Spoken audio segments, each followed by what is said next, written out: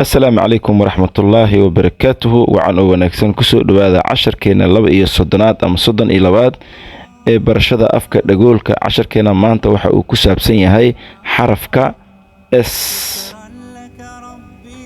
Ready? diyaar ma tahay?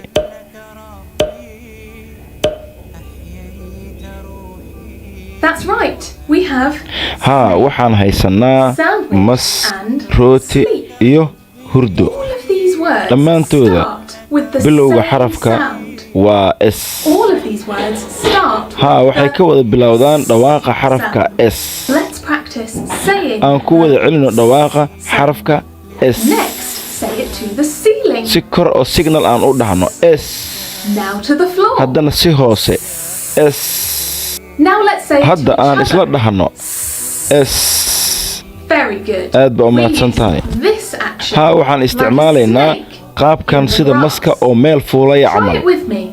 waad igula celin kartaa sida maska oo meel fuulaya ama meel koraya Very good. aad baa u mahadsan tahay Six salaato and nambar 6 sun.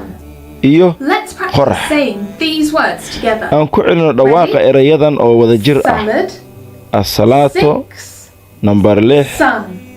qorraxda oo dhalaalaysa We're going to waxaan samaynaynaa writing the qorista iyo dhawaaqa sound in the xarafka air like S this.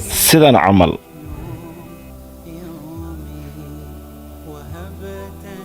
Can you try with me?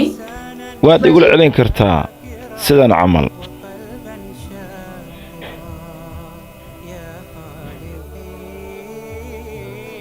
Well done. si fiican baad Thank you samaysay so much for watching and I will waad ku see you mahadsan tahay next time. daawashada casharkeenna